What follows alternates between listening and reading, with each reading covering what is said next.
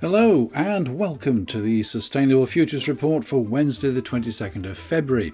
I'm Anthony Day and today I'm going to talk about words. Each week I write between 2,000 and 4,000 words to bring you an episode of the Sustainable Futures Report. I also write to the paper from time to time and sometimes I get published. Today I'm going to share with you a couple of those letters and a letter written by somebody else. I'll also share the words of a judge in a recent case against Just Stop Oil activists. A very different judge from the one I mentioned last time. Finally, I present my guide to dealing with denial. You can listen here or you can watch me on YouTube. I got this letter published in my local paper and also in the Eye. Apparently, tax cuts, which will give people more to spend, will stimulate growth, whereas pay awards, which will give people more to spend, will boost inflation. Am I missing something? The Eye paper, the Eye newspaper, along with the New Scientist, is campaigning against the dreadful state of the nation's rivers and the government's inaction about it. I wrote, "Cleaning our rivers is a worthy cause, but the words deck chairs and Titanic come to my mind. The overarching crisis is the climate crisis, and it is clear that the government wishes to block all mention of it. Journalists covering Just Stop Oil demonstrations have been arrested and imprisoned. Yes, here in the UK. Demonstrators have been told that they cannot mention the climate crisis in court. One was jailed for doing so. Other climate demonstrators, accused of conspiracy to cause a public nuisance, are in prison with no date for a trial. The government has enacted the Police, Crime, Sentencing and Courts Act, PCSCA, to restrict demonstrations and is now processing the Public Order Bill in an attempt to bring in the more draconian measures that were kicked out by the Lords first time round." The words 1930s and fascism come to mind. Smelly rivers are a scandal, but the climate crisis is an existential crisis of infinitely more importance. Has the Eye the courage to campaign on this issue, or indeed to publish this letter? Why am I not surprised that it wasn't printed?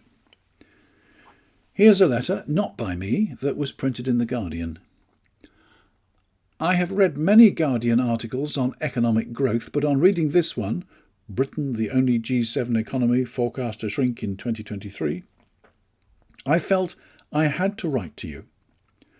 On Friday the 27th of January, I and 6 other women received suspended prison sentences for carefully cracking windows at Barclays Global HQ in April 2021. We did this to call out Barclays as Europe's biggest fossil fuel funder and one of the world's leading investors in ecosystem destruction and plastics pollution. But I also took that action and risked prison to call out the whole political economy and the growth-based system that is driving us all off a cliff. I find it deeply distressing that The Guardian does such strong journalism on, for example, carbon bombs and the truths behind carbon offsets, and yet seems not to join the dots with economic growth. Surely you understand that GDP has an almost one-to-one relationship with both energy and materials use. And this isn't going to change anytime soon. Certainly not in the handful of years we have to body swerve away from Earth system tipping points. Green growth doesn't exist in a world where we have already broken most planetary boundaries. Humanity must shrink its usage of materials and energy and associated waste and pollution, or ecological, economic and societal collapse will follow. Even IPCC reports have started to mention degrowth. Please report the truth about this in every article on economic growth. Make it clear to readers that alternative economic models exist, e.g. degrowth, and that the current system is not inevitable, but that if we continue with it, then suffering, collapse and mass death are. Zoe Cohen, Warrington, Cheshire. I covered Just Stop Oil last week and mentioned the judge who stated that the climate crisis was irrelevant to the proceedings and jailed a defendant who dared to mention it. Another judge in another trial took a very different view. Here are the words of District Judge Graham Wilkinson at Wolverhampton Magistrates Court. He was sentencing 7 Just Stop Oil protesters after they disrupted operations at an Esso fuel terminal in Birmingham. As a judge, my overriding duty is always to uphold the law without fear or favour. This is not a court of morals, it is a court of law. If I allow my own moral compass or political beliefs to influence my decisions and ignore the law where it is convenient to me to do so, then the court becomes one where the rule of law no longer applies. If judges across the criminal justice system did the same, then there would be no consistency and no respect for the law. Decisions based on the personal beliefs of members of the judiciary cannot be consistent with the rule of law and the ideal that each law will apply to all equally. Trust in the rule of law is an essential ingredient of society, and it will erode swiftly if judges make politically or morally motivated decisions that do not accord with established legal principles. Indeed, I would become the self-appointed sheriff if I acted in such a way. It is abundantly clear that you are all good people, intelligent and articulate, and you have been a pleasure throughout to deal with. It is unarguable that man-made global warming is real and that we are facing a climate crisis. That is accepted and recognised by the scientific community and most governments, including our own.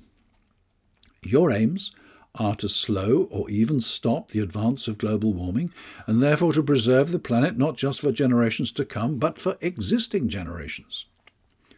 No one can therefore criticise your motivations, and indeed each of you has spoken individually about your own personal experiences, motivations and actions. Many of your explanations for your actions were deeply emotive, and I am sure all listening were moved by them. I know I was. In simple terms, you are good people with admirable aims. However, if good people with the right motivation do the wrong thing, it can never make that wrong thing right. It can only ever act as substantial mitigation. The defendants were all convicted of trespass and given a 12-month conditional discharge plus costs. In March 2022, I was invited by the Preferences and References podcast team to appear on their show. In the belief that it's always a good idea to get more exposure, I agreed and put the date in the diary.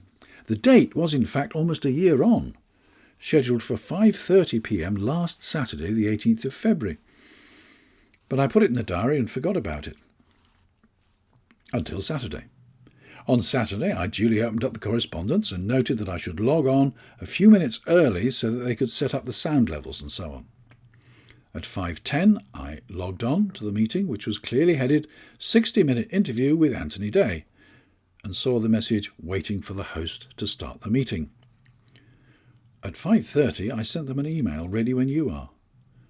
At 5:40, I sent them another email to say I couldn't wait any longer. So the interview didn't happen. Strangely, 2 hours later, I received an email thanking me for taking part and inviting me to send my comments. So I did, pointing out that the meeting had never started, so I'd never been able to join it. I'm still waiting for a response. I'm a little annoyed because I did actually do some preparation for it. We were going to talk about the road to net zero. So I was all ready with an explanation of the greenhouse gas effect, the shortcomings of offsets, and all the things we need to do to make sure we get to net zero. And by the way, I wasn't quite sure that net or zero were especially good targets. Listening to an episode of the Preferences and References podcast, I don't think their audience would have had any interest at all in net zero, so perhaps it's just as well it never happened. Sometimes you get the opportunity to take the stage. either a physical real-life stage, or maybe you're making a presentation on Zoom or Teams. How do you get your message across, especially if you have a difficult or skeptical audience? A few weeks ago, I was asked to explain just that to a group of sustainability professionals. This was part of a workshop series set up by Toastmasters International. This is what I told them. I don't deny it. I don't deny climate change. I don't deny there's a climate crisis. I don't deny that it's caused by human activity. But we as sustainability professionals know that many people do, in fact, deny it. Some are utterly bigoted, don't want to know. Some people are not sure. Some people are too preoccupied with other things going on in their lives, like cost of living and everything else. So tonight, I'm going to talk to you about preparing to present to a difficult, a challenging, a skeptical audience. Well, how do we start?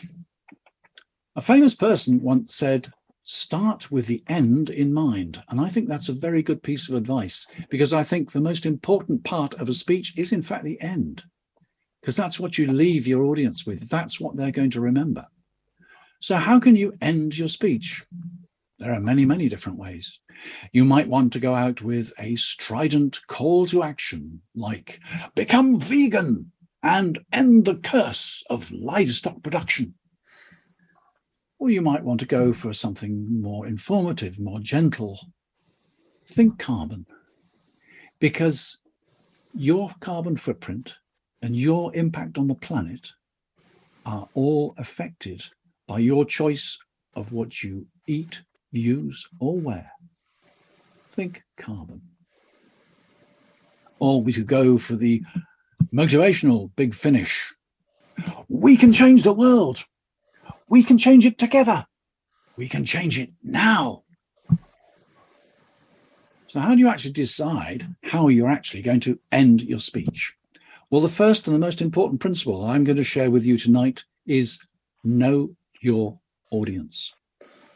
Now, we're not talking about a comfortable, cozy Toastmaster audience tonight. No, we're out in the real world, talking to people that we've never met before, a room full of strangers, sitting there thinking, who is this person? Are they any good? Don't let that worry you. What you have to do is to empathize with those people. Try and understand what they're concerned about, why they've come to this presentation, what they want to know, what their fears are, what their concerns are, what their worries are.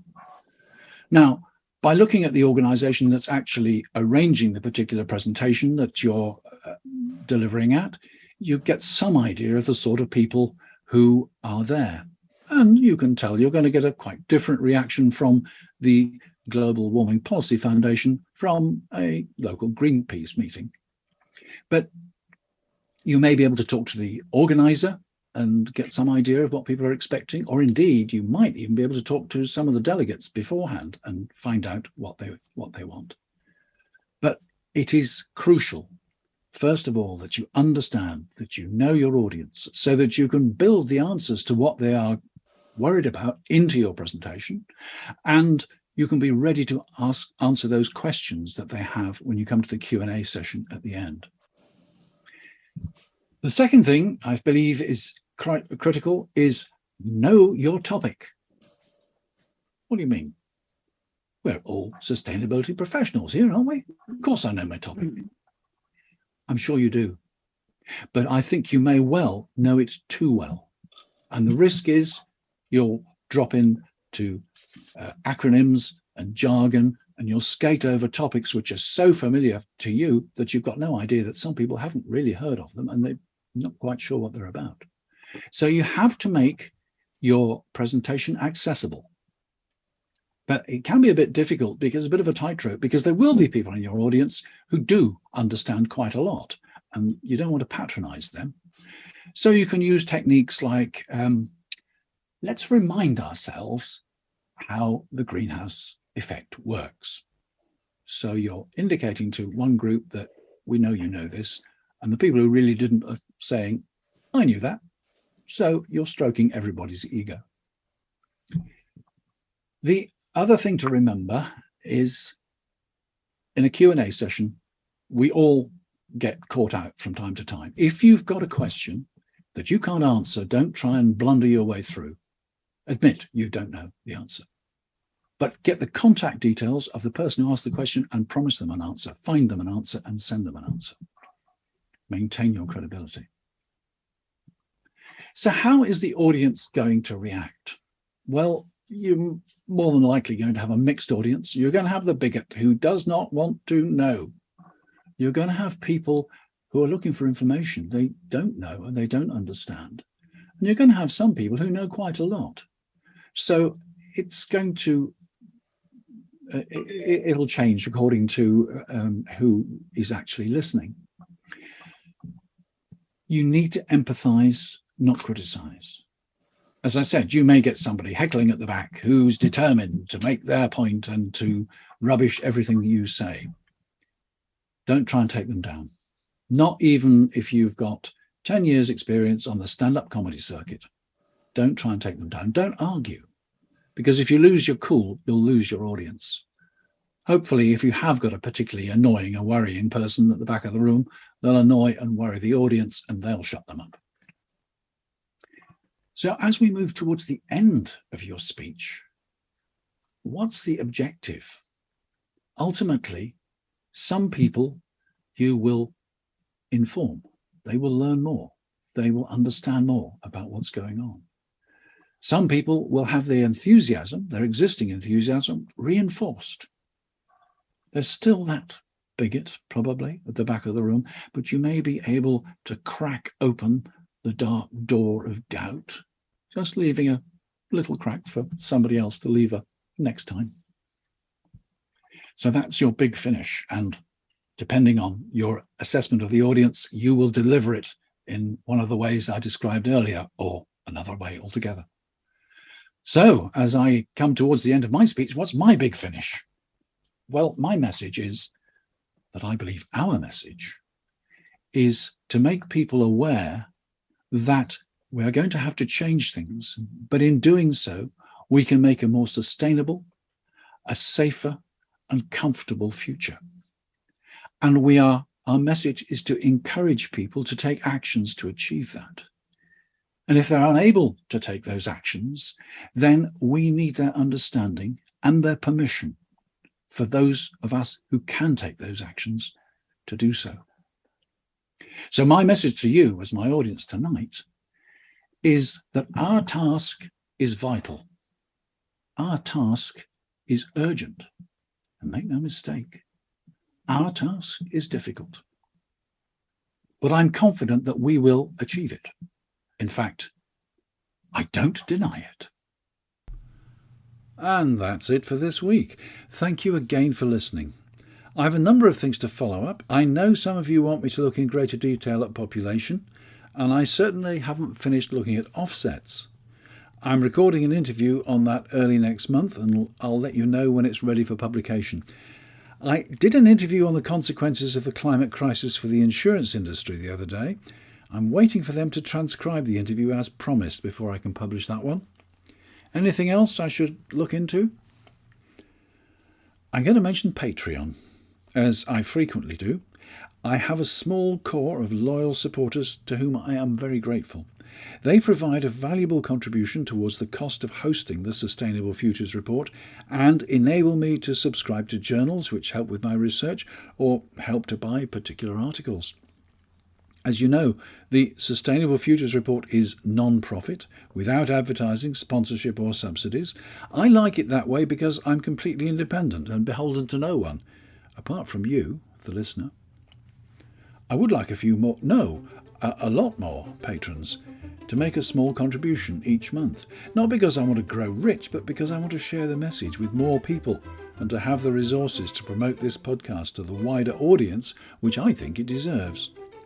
If you're not already a patron, hurry over to patreon.com/SFR, patreon.com/SFR, and sign up, and I'll never mention it again.